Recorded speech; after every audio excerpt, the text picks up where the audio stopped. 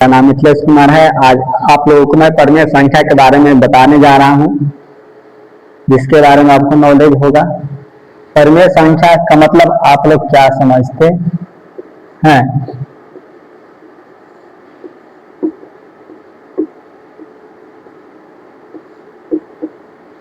परिमेय संख्या वह परिमेय संख्या है जिसको हम p/q के रूप में लिख सकते हैं।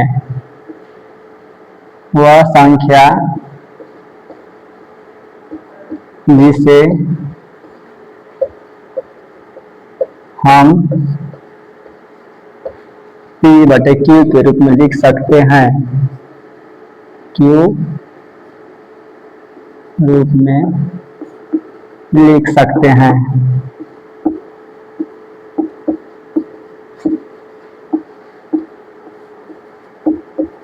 परंतु q बराबर 0 नहीं होना चाहिए। q बराबर 0 नहीं होना चाहिए, नहीं है। कहने का अर्थ है दोस्तों कि अगर 0 क्या परिमेय संख्या है? 0 क्या परिमेय संख्या है?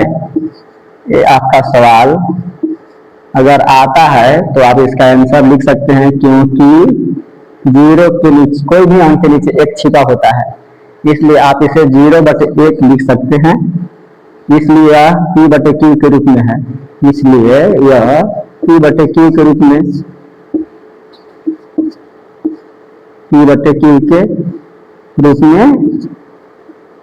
है।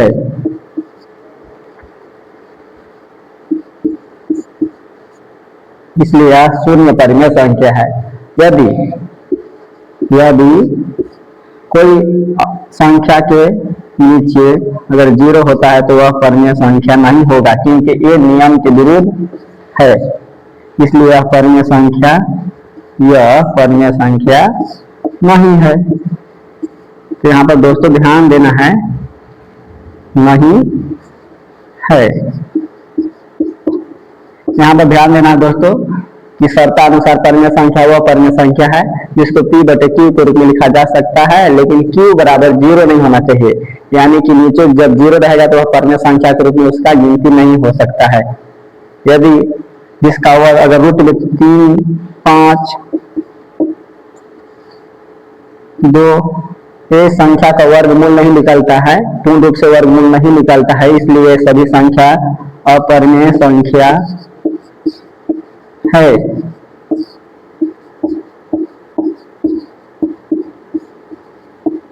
यदि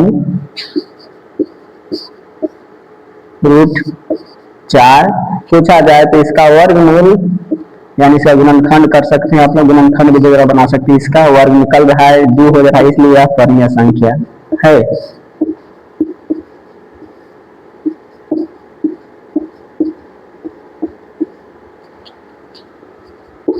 इसके अलावा आपको 9वीं क्लास में और भी पढ़ना है। जैसे उदाहरण के लिए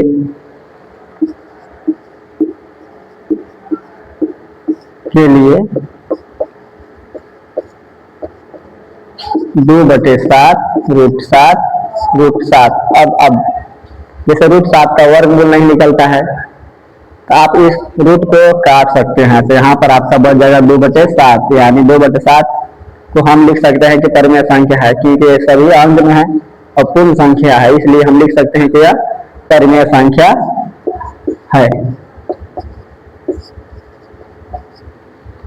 इसलिए दोस्तों जो भी आपको दिक्कत हो आप लोग कमेंट करके बता सकते हैं। परिमेय संख्या में अगर किसी प्रकार की त्रुटि या दिक्कत हो रहा हो या मेरे बताए हुए सवाल के अनुसार आपको कोई दिक्कत हो तो आप कमेंट करके मेरे लिंक नीचे दिए हुए लिंक पर कमेंट बॉक्स